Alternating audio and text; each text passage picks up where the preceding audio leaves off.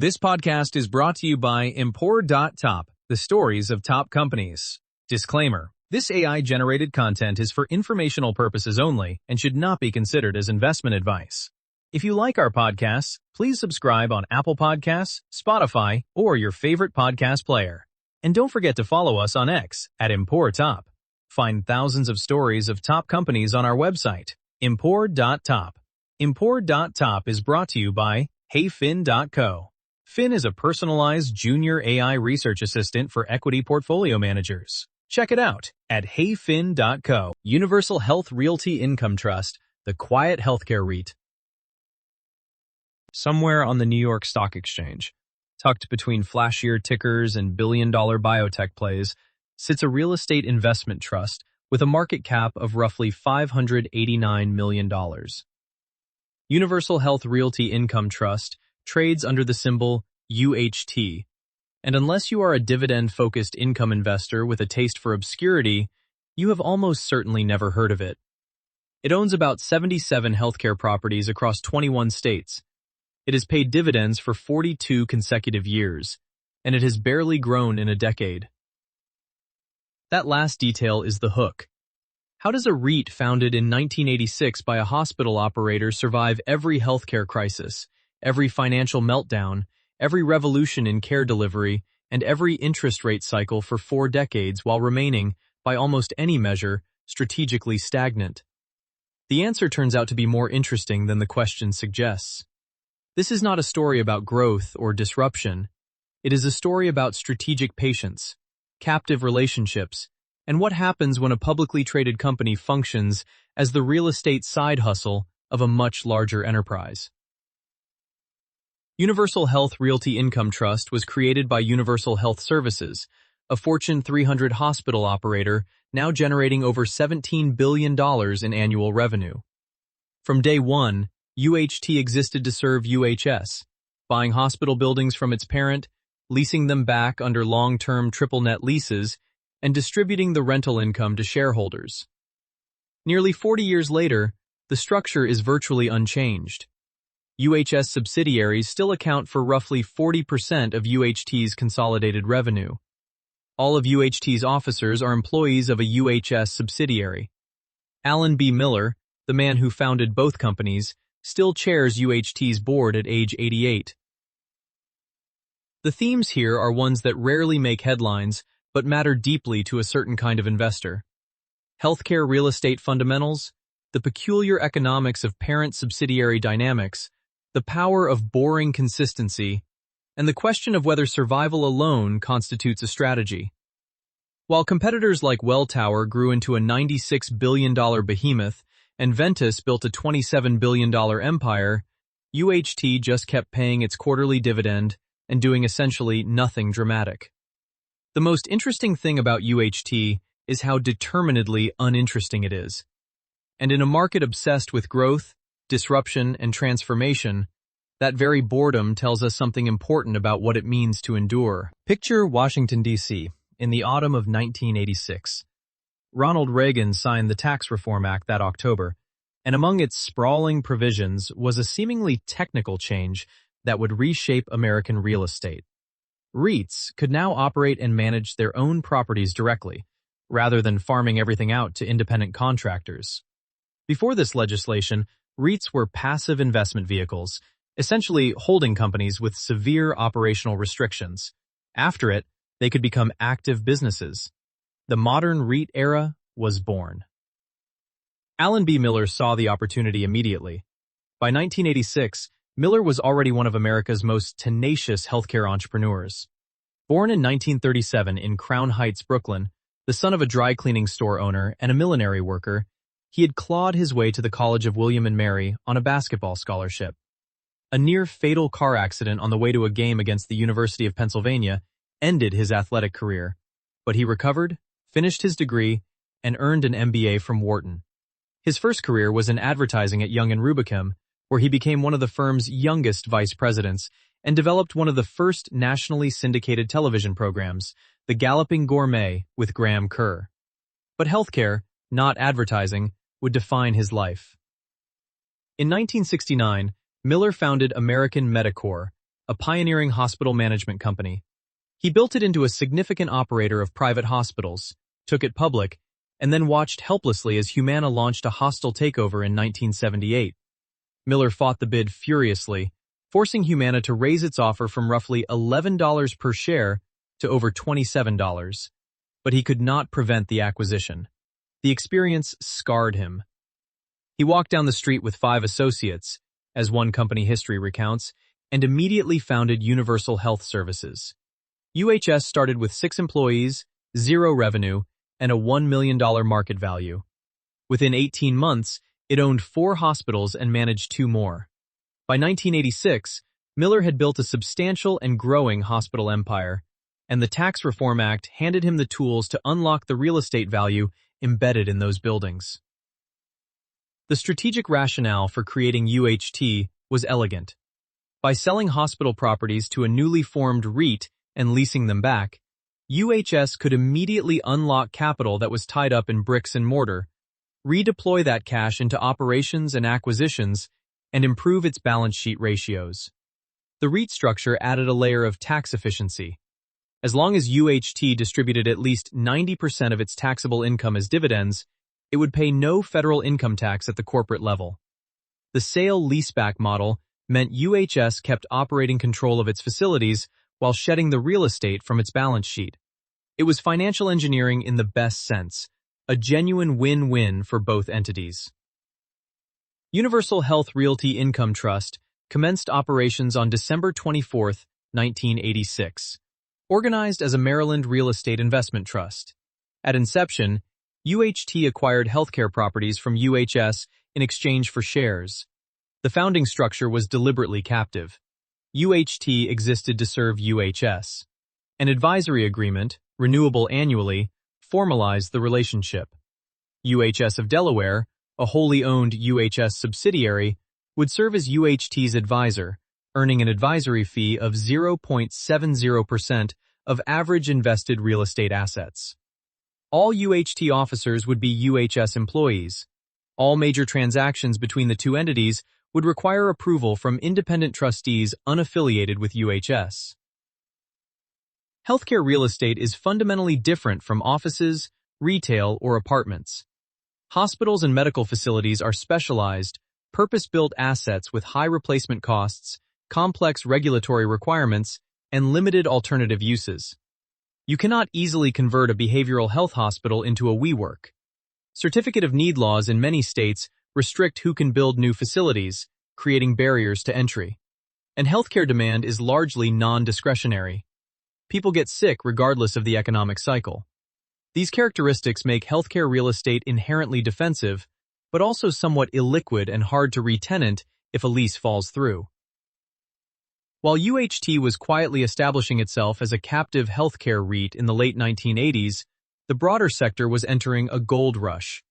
Healthcare REIT, now Welltower, had been around since the early 1970s, initially financing nursing home construction. Ventas, Healthpeak, and a constellation of smaller players would emerge through the 1990s and 2000s, pursuing aggressive acquisition strategies and diversifying into senior housing, life sciences, and medical office buildings.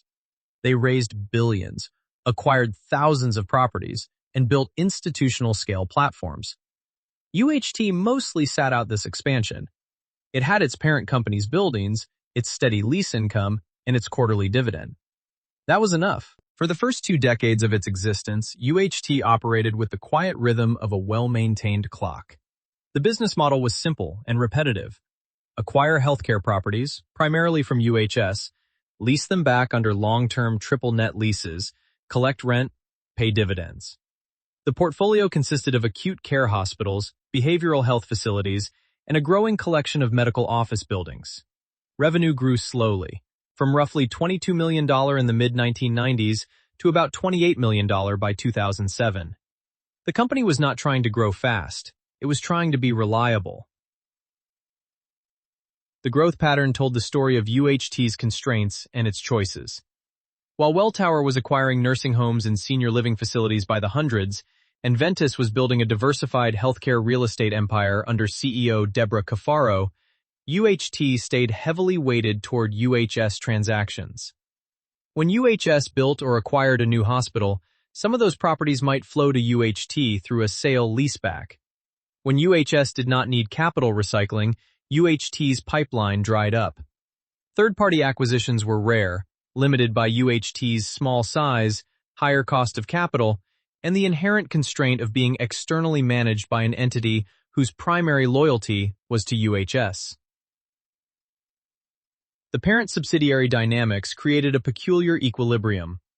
On the benefit side, UHT had a built-in tenant with strong credit. UHS was a large, profitable hospital operator with investment-grade financial characteristics. Its leases were unconditionally guaranteed by UHS and cross-defaulted with one another, meaning that if UHS defaulted on one lease, it would trigger a default on all of them, a structure that made selective default essentially impossible.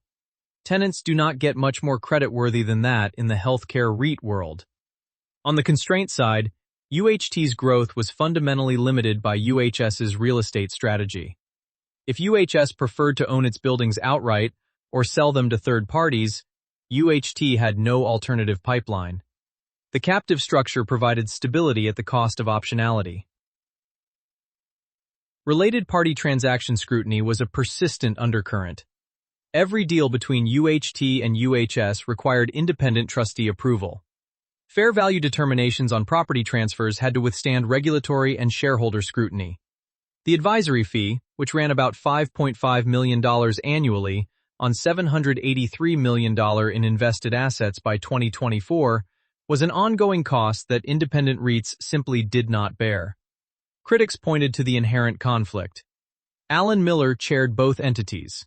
All UHT officers were UHS employees, and the people managing UHT's affairs had their primary economic allegiance to UHS.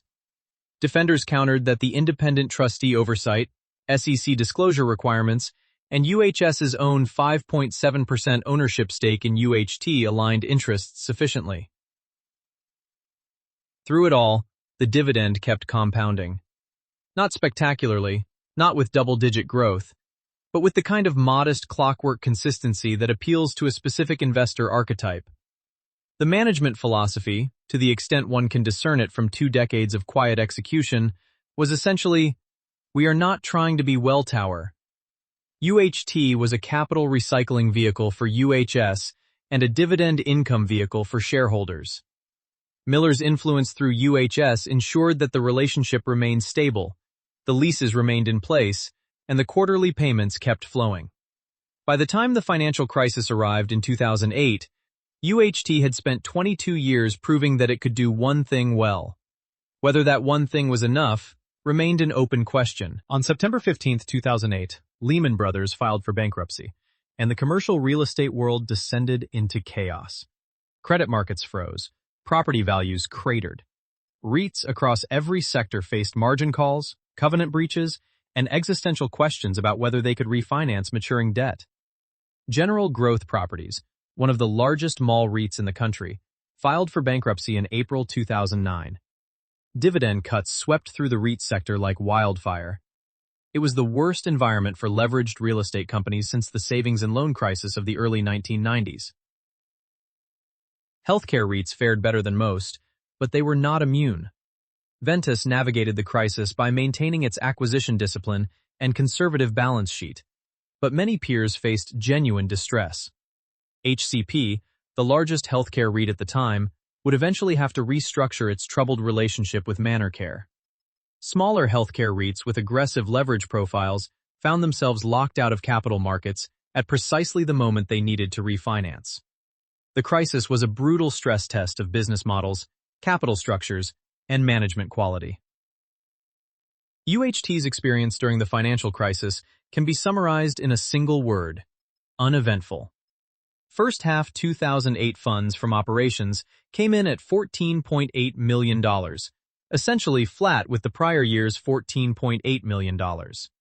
Net income declined, largely due to non-cash items like depreciation adjustments and the absence of property sale gains, but the core business kept humming. Revenue held steady at about $29 million in 2008 and actually increased to $31.9 million in 2009. Most critically, the dividend was maintained and continued its growth streak, a feat that many larger, more diversified REITs could not match. The advantage of UHT's boring, captive structure became apparent in crisis. Conservative leverage meant no covenant breaches and no desperate need to raise equity at fire sale prices. Long-term triple-net leases with UHS meant no rent renegotiations, no tenant bankruptcies, and no vacancy spikes. Healthcare demand proved non-discretionary. People needed hospitals regardless of whether Lehman Brothers existed. The UHS guarantee backstopping UHT's leases provided a level of credit quality that most commercial real estate landlords could only envy. While competitors scrambled to shore up balance sheets and navigate distressed acquisition opportunities, UHT simply continued collecting rent and paying dividends. The lesson was straightforward but easy to overlook. Sometimes the best strategy in a crisis is having no exciting strategy at all. UHT did not make opportunistic acquisitions during the downturn. It did not raise capital to take advantage of distressed pricing. It did not restructure its portfolio or pursue strategic alternatives. It just kept doing what it had been doing for 22 years. For shareholders who owned UHT for income rather than capital appreciation, this was exactly what they wanted.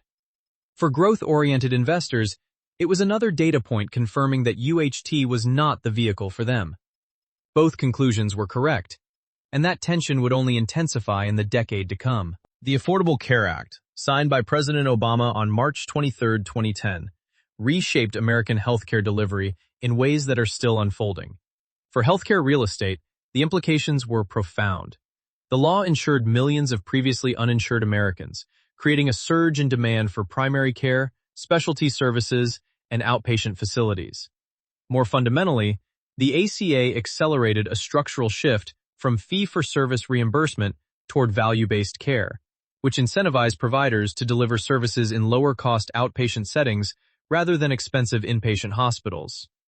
Compared with 2015, outpatient construction projects doubled across most categories: ambulatory surgery centers, immediate care facilities, and medical office buildings. The healthcare real estate playbook was being rewritten in real time. UHT's portfolio was not ideally positioned for this transformation. Its core holdings were acute care hospitals and behavioral health facilities leased to UHS, the very inpatient assets that the ACA's incentive structures were pushing care away from. The company's growing collection of medical office buildings was better aligned with the outpatient trend, but UHT's MOB portfolio grew slowly, constrained by the same captive dynamics that limited all of its growth. Meanwhile, competitors pivoted aggressively. HealthPeak invested heavily in life sciences properties near major research universities. Welltower and Ventas poured billions into senior housing. Healthcare Realty Trust built a pure-play medical office platform. The industry was transforming, and UHT was watching from the sidelines.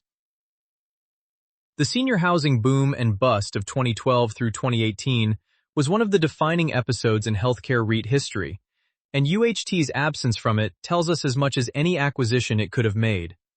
The RIDEA structure, introduced in 2007 and expanded in 2009, allowed REITs to participate in the operating profits of senior housing communities rather than simply collecting rent under triple-net leases. This was catnip for yield-hungry investors in a low-interest rate environment. Capital flooded into senior housing development. Construction starts soared. Welltower, Ventas, and a wave of private equity firms built and acquired assisted living and memory care communities at a frenetic pace. By 2015, oversupply was becoming evident in markets like San Antonio, Dallas, Atlanta, and Houston. New supply kept coming even as occupancy rates declined. Brookdale Senior Living, the nation's largest senior living operator and a key partner for multiple REITs, faced persistent operating challenges. By 2016 through 2018, senior housing occupancy had collapsed enough to force dividend cuts at several healthcare REITs. Welltower and Ventas, with their massive senior housing operating portfolios, faced meaningful NOI headwinds. HealthPeak, then still trading as HCP, undertook a wrenching portfolio restructuring, spinning off its troubled skilled nursing portfolio into a separate entity called Quality Care Properties to sever its toxic relationship with ManorCare. UHT had essentially zero exposure to senior housing during this entire period. It never chased the RIDEA yields, never leveraged up to buy assisted living communities, never hired a senior housing operating team. Was this a missed opportunity? In hindsight, it was a bullet dodged. The senior housing bust destroyed significant shareholder value at competitors that had overextended. UHT's hospital and MOB focus, boring as it was, protected the portfolio from the carnage. The captive structure that limited UHT's growth also limited its capacity for the kind of strategic overreach that burned larger peers. On January 30, 2018, Amazon, Berkshire Hathaway, and JP Morgan Chase announced Haven, a joint venture to provide low-cost, high-quality healthcare for their combined million-plus employees. The announcement sent shockwaves through the healthcare sector. Stock prices of healthcare companies tumbled on fears that the combined might of leaders in technology and finance could disrupt the entire system. Healthcare REIT investors briefly panicked. If tech could disintermediate healthcare delivery, what would happen to the buildings? UHT's response was the institutional equivalent of a shrug. No press release, no strategic review, no panicked board meeting. Haven would quietly disband in January 2021, having accomplished essentially nothing, a $3 billion lesson in how deeply entrenched and complex the American healthcare system really is. UHT's non-reaction looked prescient in retrospect. The growth problem, however, was real and getting harder to ignore. Through the 2010s, UHT's invested assets hovered in the $700 to $900 million range. Revenue grew from roughly $54 million in 2012, following a significant jump from acquisitions that doubled the base, to about $77 million by 2019. That was respectable growth in percentage terms, but trivial in absolute dollars, compared to the multi-billion-dollar portfolios assembled by peers. UHS was not spinning off many buildings, and third-party acquisition opportunities were limited by UHT's small size and higher cost of capital. The company could not compete with Welltower or Ventas on price or speed when bidding on healthcare properties. The stock traded primarily as a dividend yield play, offering a reliable income stream to investors who valued predictability over capital appreciation and who were comfortable with the related party governance structure. The investor base self-selected accordingly: income-focused individuals, small institutions, and those who understood and accepted the captive structure. By the end of the decade, UHT had survived the ACA transformation, the senior housing bust, and the brief tech disruption panic without changing anything material about its strategy. Whether that constituted strategic wisdom or strategic paralysis depended entirely on what you expected the company to be. When COVID-19 locked down the United States in March 2020, healthcare REITs faced questions that were genuinely existential. Elective procedures, the profit engine of most hospitals, were canceled overnight. Patient volumes cratered. Senior housing communities became ground zero for the virus, with devastating mortality rates among elderly residents and occupancy rates plummeting from the high 80s to the low 70s as families pulled loved ones out and new admissions stopped. Medical office buildings emptied as physician practices shut down or pivoted to telehealth. The entire premise of healthcare real estate, that people need physical buildings for medical care, was under siege. The pandemic's differential impact across property types was stark. Senior housing was hardest hit, both operationally and reputationally. Skilled nursing facilities received critical support from the CARES Act's Provider Relief Fund, but faced massive staffing challenges and cost surges.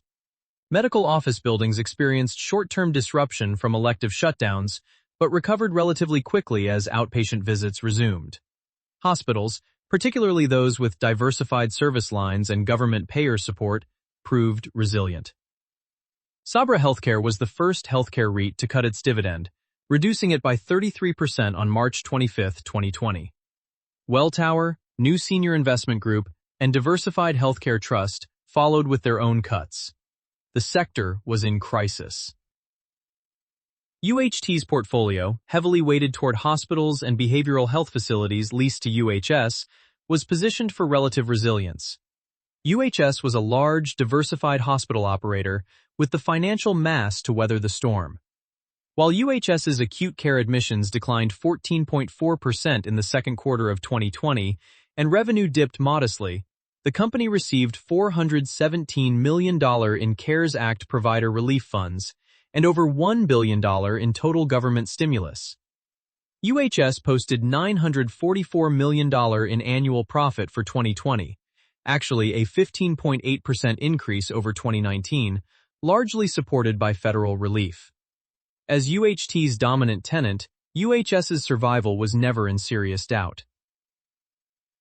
Rent collection at UHT was near perfect. Tenants representing approximately 99% of occupied square footage paid their rent through December 31, 2020. UHT's revenue grew modestly from $77.2 million in 2019 to $78.0 million in 2020. The dividend streak continued unbroken. While competitors were slashing payouts and scrambling to shore up balance sheets, UHT's boring, captive structure once again proved its value.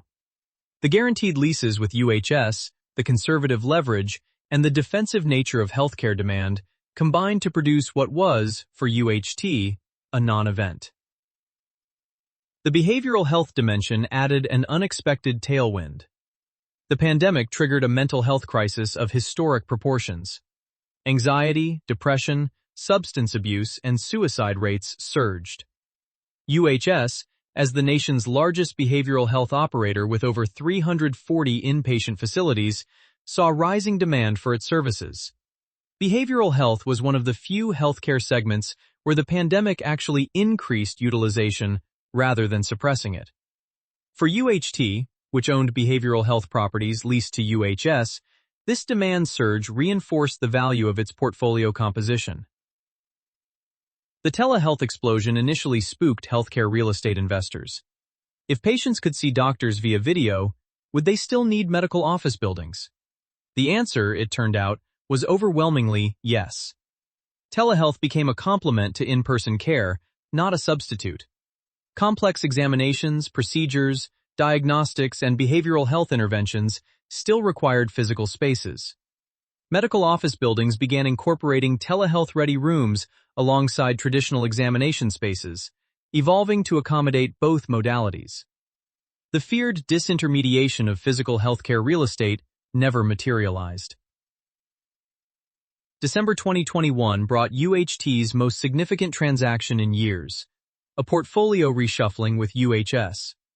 UHS's subsidiary purchased UHT's Inland Valley campus in California for $79.6 million, while UHT acquired Aiken Regional Medical Center in South Carolina for $57.7 million and Canyon Creek Behavioral Health in Texas for $26.0 million. The net effect was roughly neutral in dollar terms, but shifted UHT's portfolio from an acute care campus in high-cost California to a diversified acute care and behavioral health presence in South Carolina and Texas. It was classic UHT, a transaction with its parent company at independently determined fair values that reshuffled assets without dramatically changing the portfolio's character or scale.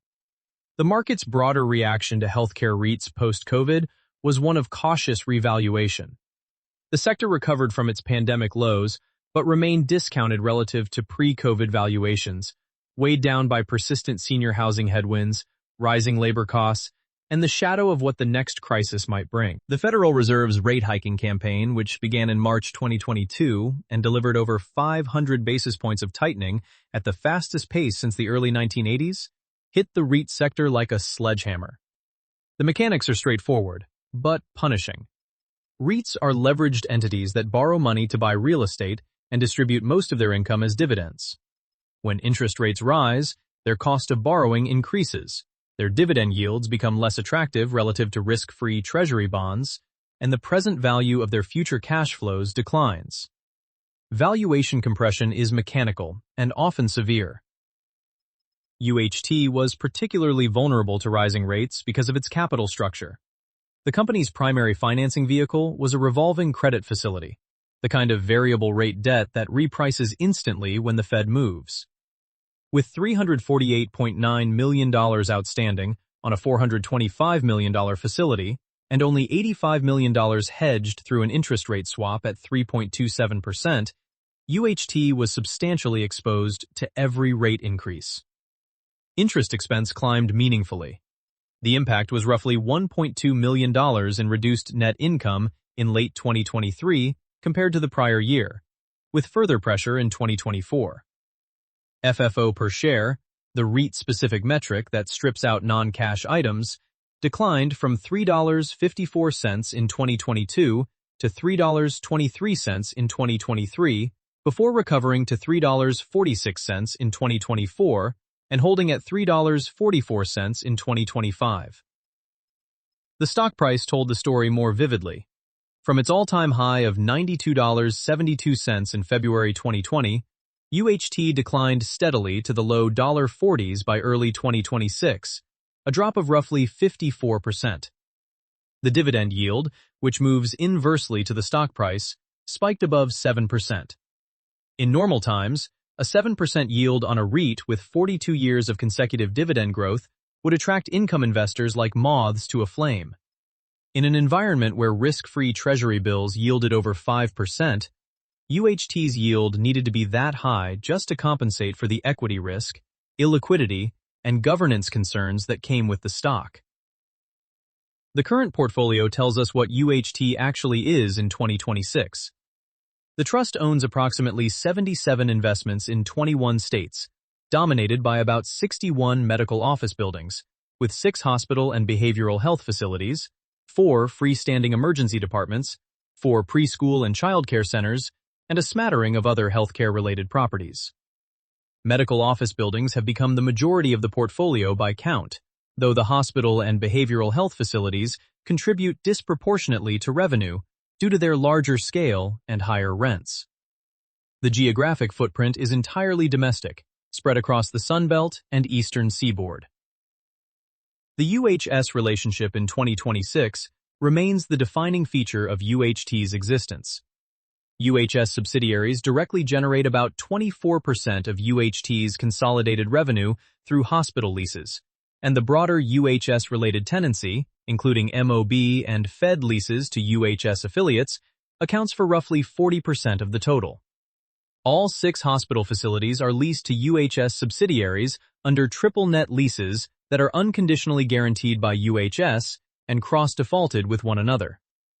The advisory agreement with UHS of Delaware, paying 0.70% of invested assets, continues to be renewed annually by independent trustees. Third-party tenant diversification has progressed slowly. The 60-plus medical office buildings have brought in non-UHS tenants, but the diversification is measured rather than transformative. Recent transactions have been modest. A $7.6 million acquisition of the McAllen Doctors Center Medical Office Building in 2023. A ground lease in October 2025 for Palm Beach Gardens Medical Plaza 1, an estimated $34 million, 80,000 square foot medical office building on the campus of the Allen B. Miller Medical Center, with construction beginning in February 2026. These are small deals by REIT industry standards, reflecting UHT's limited capital and selective approach. In September 2024, UHT refinanced its credit facility, extending the maturity to September 2028 with 2 6-month extension options. The $85 million interest rate swap, also extending through September 2028, provided partial hedging against continued rate volatility. Management has been remarkably stable. Alan Miller, now 88, remains chairman, president, and CEO. Charles Boyle, the CFO since 2003, and Cheryl Ramagano, who has been with the trust since the early 1990s, continue in senior vice president roles. New additions include Carla Peterson as VP of Acquisitions and Development since 2022, and Jamie Crane as VP of Asset Management since 2025. The average management tenure of 28 years reflects continuity that borders on institutional inertia. The fundamental question for investors is what UHT's purpose is in 2026. Is it a capital recycling vehicle for UHS? Still yes, but less active than in earlier decades. Is it an independent growth vehicle? Barely, with revenue of $99 million on invested assets of roughly $783 million and minimal acquisition activity. Is it a dividend income investment? Clearly, and this is the lens through which most shareholders view the stock. The 42-year dividend growth streak, the 7% yield, and the defensive healthcare portfolio make UHT a specific kind of holding for a specific kind of investor. It is not trying to be anything else. The captive REIT structure is central to understanding UHT, so it is worth unpacking in detail. In the REIT universe, most publicly traded REITs are internally managed. They have their own employees, their own executive teams, and their own strategic autonomy. UHT is externally managed by UHS of Delaware, a wholly owned subsidiary of its largest tenant. This means UHT literally has 0 salaried employees. Every officer, every analyst, every person who makes investment decisions on UHT's behalf is on UHS's payroll. The advisory fee of 0.70% of average invested real estate assets, roughly $5.5 million in 2024, is the compensation UHS receives for providing these services. This structure has direct parallels in the gaming REIT world. Gaming and Leisure Properties, or GLPI, was created in 2013 as a spin-off from Penn National Gaming. Vici Properties emerged in 2017 from Caesars Entertainment's bankruptcy. Both started as captive REITs with revenue dominated by their former parents. But here is the critical distinction. GLPI and Vici have spent the years since their formation aggressively diversifying their tenant bases, acquiring properties leased to third-party operators, and building independent platforms. After nearly 4 decades, UHT has not made this transition. The UHS relationship remains as central in 2026 as it was in 1986. This persistence is either a testament to the strength of the relationship or evidence of structural inability to grow beyond it. Healthcare real estate fundamentals explain why UHT's property types present different risk and return profiles. Hospital properties are the most challenging assets in healthcare real estate. They are purpose-built, enormously expensive to construct, and nearly impossible to re-tenant. If a hospital operator leaves, the landlord is stuck with a specialized building that has limited alternative uses. This is why the UHS guarantee on UHT's hospital leases is so valuable. It essentially eliminates re-tenanting risk for UHT's most specialized assets. Behavioral health facilities share some of these characteristics, but benefit from a powerful demand tailwind. The post-pandemic mental health crisis has driven sustained increases in behavioral health utilization, and UHS, as the nation's largest behavioral health operator with over 340 inpatient facilities, is the prime beneficiary. Medical office buildings are the safest play in healthcare real estate. They can accommodate multiple tenants, from individual physician practices to diagnostic labs to outpatient surgery centers. Vacancy rates for MOBs nationally stand at about 7.5%, far below the roughly 14% vacancy rate for traditional office buildings, reflecting healthcare's inelastic demand and the ongoing shift from inpatient to outpatient care. Lease structures matter enormously for understanding the risk distribution. UHT's hospital leases with UHS are triple net, meaning the tenant pays base rent plus property taxes, insurance, and all operating expenses. The landlord's responsibility is essentially limited to owning the building. Initial lease terms run 13 to 15 years, with up to 6 additional 5-year renewal terms, and certain leases, like the McAllen Medical Center lease, include bonus rent based on quarterly revenue comparisons to a base year. Medical office building leases are typically modified gross leases, where the tenant pays base rent covering a base year for taxes, insurance, and maintenance, with increases above the base year passed through proportionally. This is the standard structure in multi-tenant MOBs where multiple physician practices share a building. UHT's capital allocation philosophy can be described in one word: conservative. The trust takes a selective approach to acquisitions, doing only a handful of deals per year, often with its parent company. Development activity is virtually non-existent, with the Palm Beach Gardens Medical Plaza being a rare exception. The dividend payout ratio consistently runs at 85 to 90% of FFO, leaving minimal retained earnings for investment. This high payout ratio is a feature for income investors, but leaves little margin for error if FFO declines. The financial profile of UHT reveals a company in operational steady state. Revenue has grown from roughly $54 million in 2012 to about $99 million in 2025, a 13-year compound annual growth rate of less than 5%. FFO per share has fluctuated in a narrow band, from $3.20 in 2019 to a peak of $3.69 in 2021, before settling at $3.44 in 2025. The dividend has grown every year for 42 consecutive years, but the growth increments are tiny, about 4 cents per year, roughly a 1.5% annual increase.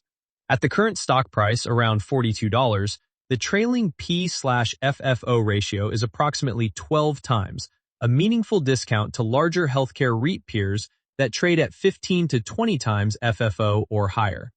The discount reflects the governance concerns, small size, limited growth, and liquidity constraints that define UHT's investment case. Leverage deserves special attention because it has become a growing concern. UHT's debt-to-equity ratio stands at roughly 2.0 to 2.1 times, well above the REIT industry median of about 0.8 times. Over the past 13 years, this ratio has ranged from a low of 1.2 times to its current elevated level.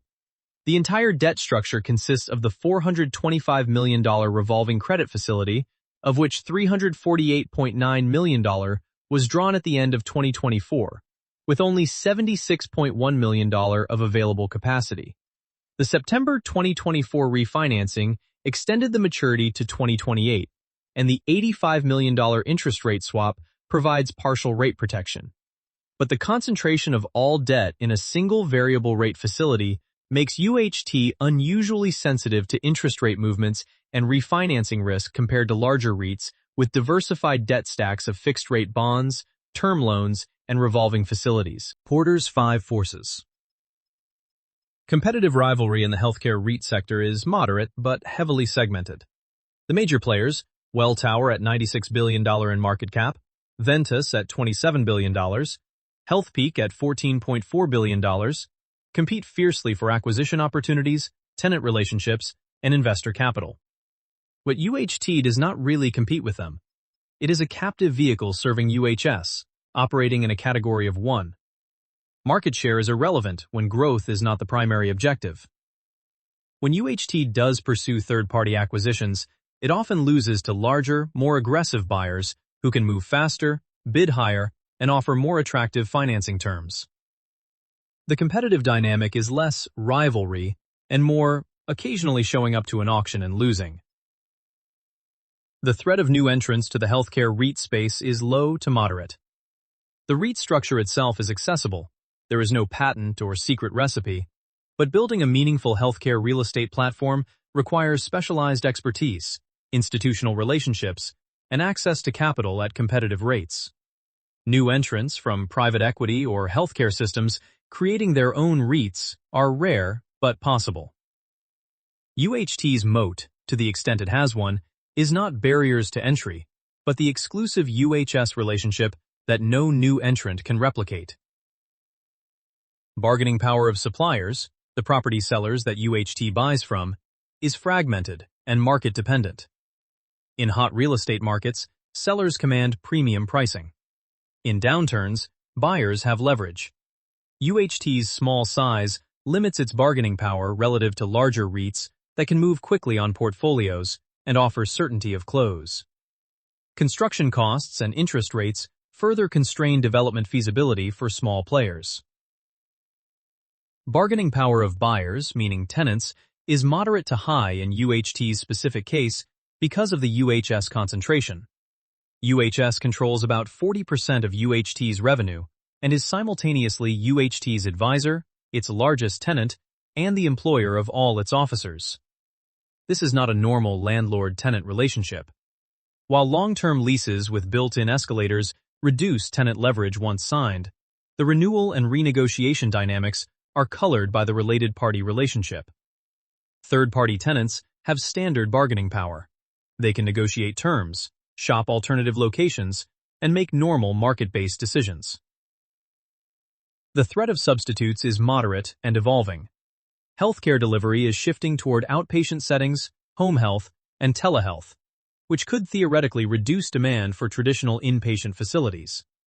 However, acute care hospitals and behavioral health facilities are harder to substitute than physician offices or routine care. Nobody does inpatient psychiatric care from their living room.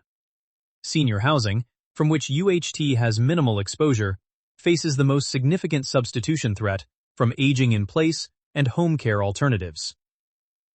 Overall, healthcare real estate demand is durable, but the mix is shifting, and UHT's portfolio is positioned somewhat defensively against the most disruptive substitution trends. The Porter's conclusion is that UHT operates in a structurally attractive industry with a unique captive position that insulates it from competitive forces but also walls it off from growth opportunities. The primary threat is not competitive intensity but strategic irrelevance. The risk that UHT becomes a permanent dividend-paying entity with no path to value creation beyond its yield. Hamilton's 7 Powers. The 7 Powers framework, developed by Hamilton Helmer, asks a more pointed question than Porter. What gives a company durable competitive advantage that produces superior returns? Applied to UHT, the results are instructive for how sparse they are. Scale economies do not exist at UHT.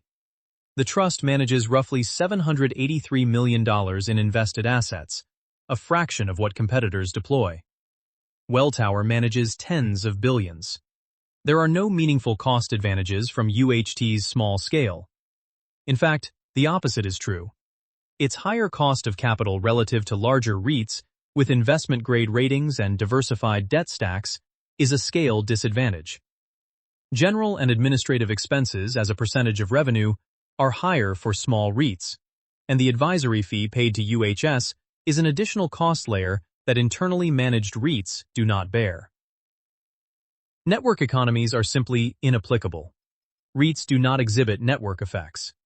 UHT does not become more valuable to tenants because it owns more properties. There are no interconnected tenant networks or data advantages that compound with scale. Counterpositioning is absent. UHT is not pursuing a disruptive business model that larger competitors cannot replicate without cannibalizing their existing businesses. If anything, UHT's model is a subset of what larger REITs already do. There is no structural reason Welltower or Ventas could not replicate UHT's approach, but they have no incentive to do so at UHT's scale. Switching costs are moderate for UHT's existing tenants, but not unique to UHT.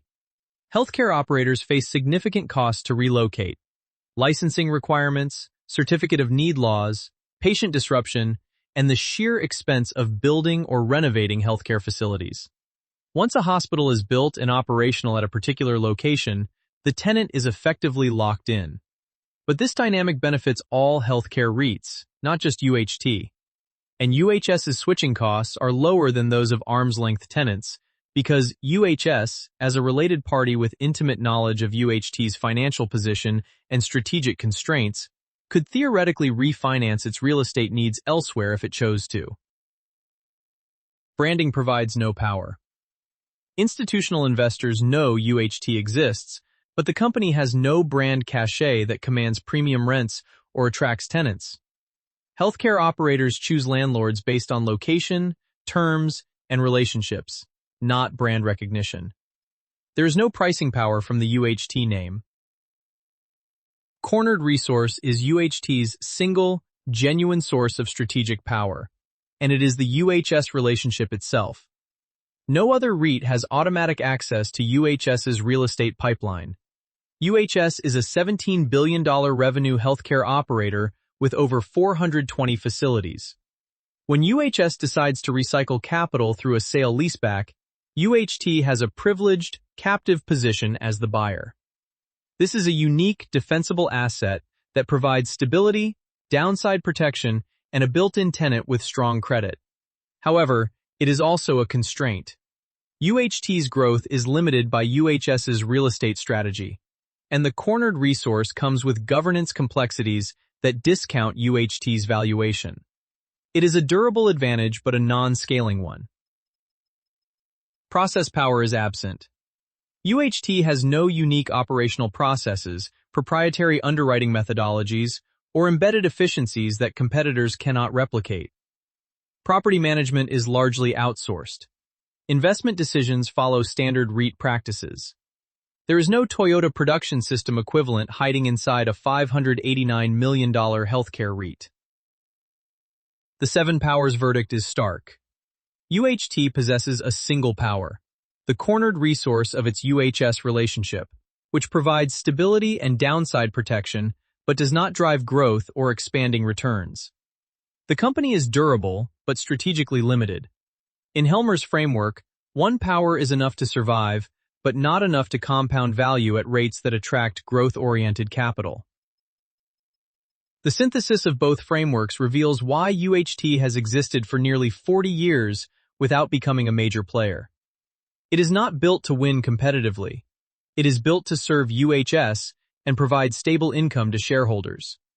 Porter's 5 forces show a company insulated from competitive threats, but also from growth catalysts. Helmer's 7 powers identify a single durable advantage that functions more like an anchor than a sail. The investment thesis is about yield, stability, and survivability, not transformation or disruption. For investors who seek those qualities, UHT delivers them with remarkable consistency. For everyone else, the company is a curious relic of a specific strategic logic that the market has largely moved past. The bull case. Start with the dividend. 42 consecutive years of growth through recessions, pandemics, interest rate spikes, and healthcare transformation. The current yield exceeds 7%, which, in an era of expected rate normalization, looks increasingly attractive relative to declining Treasury yields. If the Federal Reserve follows through on rate cuts, UHT's stock price should benefit from the mechanical revaluation that lifts all REIT boats as risk-free rates decline. Healthcare real estate fundamentals are sound and getting stronger. The United States is aging rapidly, with the 80-plus population growing at an accelerating pace. Healthcare spending marches toward $2 trillion. Medical office buildings nationally are running at 92.5% occupancy, with demand exceeding supply for 12 consecutive quarters. Construction completions for MOBs are declining to their lowest levels in a decade, tightening supply further. UHT's 61 medical office buildings sit squarely in the path of these favorable secular trends. The UHS backstop provides a floor under UHT's value. UHS generates $17.4 billion in revenue and $1.5 billion in net income. It is not going to default on leases that represent a rounding error on its income statement. The unconditional guarantee and cross-default provisions on UHT's hospital leases make tenant credit risk essentially negligible for 40% of the portfolio. In a sector where Medical Properties Trust nearly imploded because its largest tenant, Steward Healthcare, filed for bankruptcy, UHT's tenant quality stands out. Behavioral health demand continues to surge. Post-pandemic awareness of mental health issues, expanded insurance coverage for behavioral health services, and reduced societal stigma are driving sustained utilization growth. UHS, as the nation's largest behavioral health operator, is the primary beneficiary, and UHT's behavioral health properties participate in that tailwind through stable, guaranteed leases. The valuation argument is straightforward. At roughly 12 times FFO, UHT trades at a meaningful discount to healthcare REIT peers.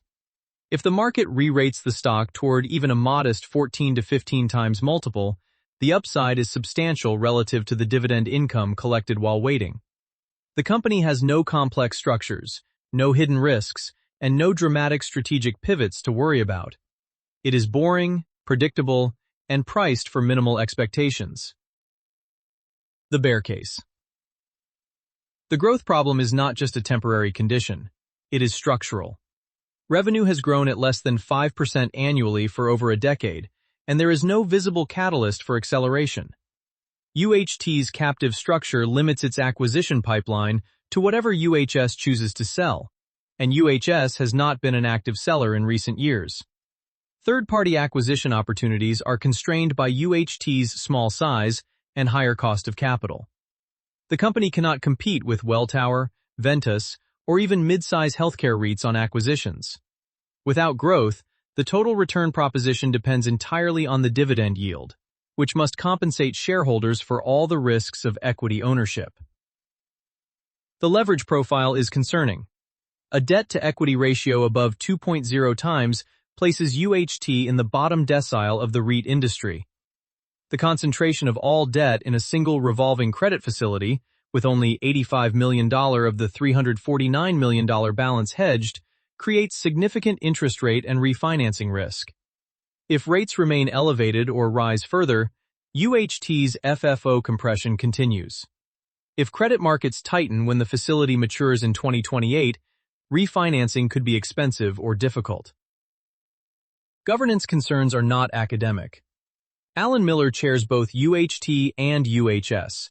All UHT officers are UHS employees, and the advisory fee creates an inherent misalignment between the advisor's interest in growing the asset base, which increases fees, and shareholders' interest in disciplined capital allocation. While independent trustees provide oversight, the ISS governance quality score of 5 out of 10, with particularly weak audit and board scores, suggests that governance standards are below institutional investor expectations. Healthcare disruption, while overhyped in the short term, is real in the long term. 59 medical procedures were approved for migration from inpatient to outpatient settings between 2018 and 2023. CMS continues phasing out the inpatient-only list, shifting revenue away from hospitals. If outpatient migration accelerates, UHT's hospital properties, which generate disproportionate revenue, could face utilization pressure even with the UHS guarantee protecting against rent default. Liquidity is a practical concern. A $589 million market cap REIT with approximately 13.8 million shares outstanding trades with limited volume and wide bid-ask spreads. Institutional ownership is thin. Getting into or out of a meaningful position is difficult without moving the stock price. This illiquidity premium should be, and apparently is, priced into the stock's discount to peers. The existential risk is rarely discussed but worth articulating. UHT's purpose depends on UHS's willingness to continue the relationship. If UHS decided to bring its real estate in-house, sell properties to third-party REITs, or restructure the advisory agreement, UHT would lose its single competitive advantage. With Alan Miller at 88, the succession question is not hypothetical. Mark Miller, who became UHS CEO in January 2021, sits on UHT's board, but his strategic priorities for UHS may not include maintaining a $589 million side hustle REIT. The new Palm Beach Gardens Medical Plaza development suggests the relationship remains active, but the transaction volume has been modest in recent years. Key metrics to track. For investors monitoring UHT's ongoing performance, 3 metrics matter most. First, the percentage of revenue from UHS versus third parties. This ratio tells you whether UHT is diversifying or remaining captive. A declining UHS share signals strategic progress toward independence. A rising or stable share confirms the captive structure's persistence. Currently at roughly 40% UHS-related revenue, this metric has improved slowly over the decades, but remains the defining characteristic of the business. Second, FFO per share and dividend coverage. With a payout ratio running at 85 to 90% of FFO, there is little margin for error. If FFO per share declines due to rising interest expense, tenant issues, or portfolio stress, the dividend becomes vulnerable. The 42-year growth streak is UHT's most valuable asset, and any threat to it would trigger a significant revaluation of the stock. Watching FFO per share trends and the resulting coverage ratio is essential. Third, debt-to-assets ratio and interest coverage. Given the elevated leverage and variable rate debt concentration, these balance sheet metrics are the early warning system for financial stress. The September 2028 maturity on the revolving facility is the next major inflection point.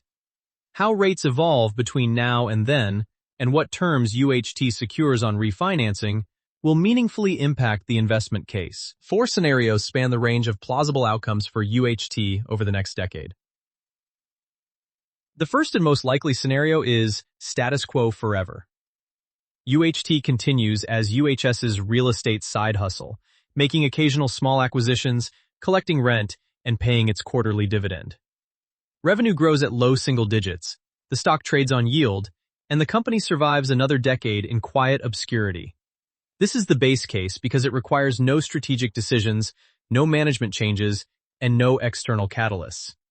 It is the outcome that 40 years of history predict. The second scenario involves a strategic pivot toward aggressive third-party growth. New management, perhaps following Alan Miller's eventual departure, pursues an independent growth strategy, diversifying away from UHS dependence through third-party acquisitions and development.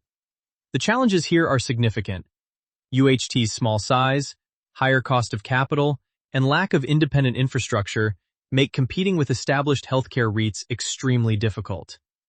Growth would require equity issuance, which would dilute existing shareholders, or increased leverage, which is already elevated. And any move toward independence risks friction with UHS, the company that literally manages UHT's affairs and employs all its officers. The third scenario is acquisition or privatization. UHS could take UHT private, simplifying the corporate structure and eliminating the governance complexities of a public captive REIT. Another healthcare REIT could acquire UHT for its portfolio, particularly the 61 medical office buildings that are well-positioned for the outpatient care megatrend. Private equity could pursue a roll-up of small healthcare REITs. Any of these would likely require a premium to the current stock price, representing an attractive exit for long-suffering shareholders, but ending the company's 40-year run as a public entity. The fourth scenario is sector disruption. If healthcare delivery transforms rapidly enough, with outpatient care, home health, telehealth, and AI-driven diagnostics reducing the need for physical facilities, UHT's portfolio could become stranded assets. This is the tail risk scenario, unlikely in the near term given the inertia of healthcare infrastructure, but worth acknowledging over a 10 to 20-year horizon. A dividend cut in this scenario would be devastating, ending the 42-year streak and triggering a severe stock price decline. The bigger questions transcend UHT's specific situation. What role do small, captive REITs play in modern capital markets where institutional investors demand scale, liquidity, and independent governance? Is stability and survival enough in an era where the market rewards disruption and punishes stasis? Can boring compound into anything meaningful, or does it just compound into more boring? UHT offers a partial answer. 40 years of survival, 42 years of dividend growth, and a stock that has returned meaningful income to patient shareholders even as its price has halved from its peak. Alan Miller built 2 companies with radically different ambitions. UHS to grow and dominate healthcare operations, UHT to sit quietly and collect rent. Both have endured. Both have served their intended purposes.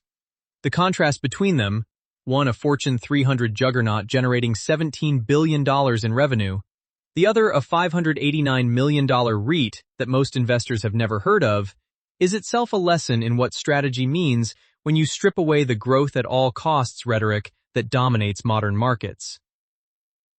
Sometimes the most interesting story is about something aggressively uninteresting.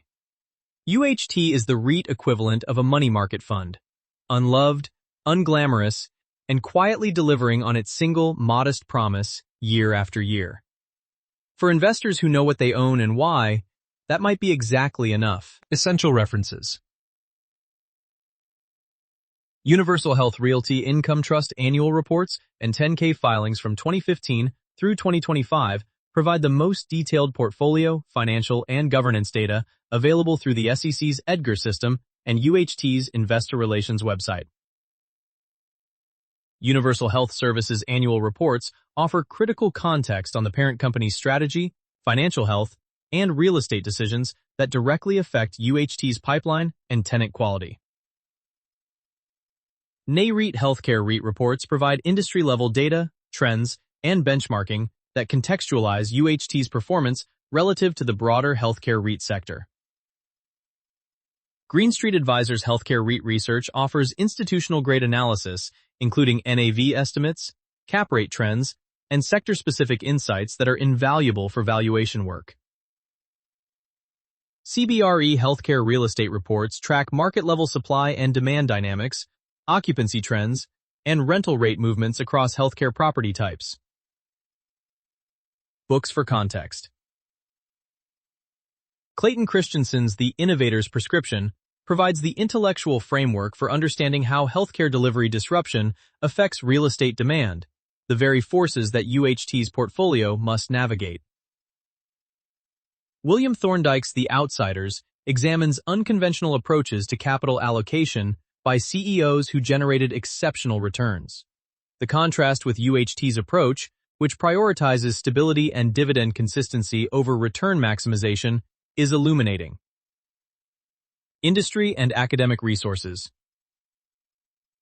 The Journal of Real Estate Literature has published research on the economics of healthcare real estate that frames the supply, demand, and valuation dynamics of UHT's property types. Academic work on related party transactions in REITs, published in Real Estate Economics, addresses the governance concerns that are central to UHT's investment case. CMS data on healthcare facility utilization trends provides the demand-side fundamentals that underpin the long-term viability of UHT's portfolio, particularly the migration from inpatient to outpatient care settings. Federal Reserve reports on interest rates and REIT valuation offer the macroeconomic framework for understanding UHT's stock price movements and cost of capital dynamics. Audio and media.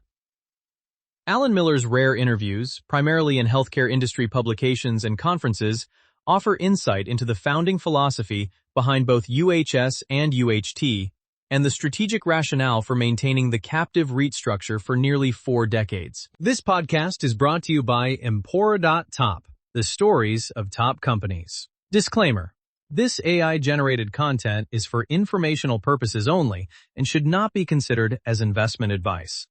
If you like our podcasts, please subscribe on Apple Podcasts, Spotify, or your favorite podcast player. And don't forget to follow us on X at Empora.top. Find thousands of stories of top companies on our website, Empora.top. Empora.top is brought to you by HeyFin.co. Fin is a personalized junior AI research assistant for equity portfolio managers. Check it out at HeyFin.co.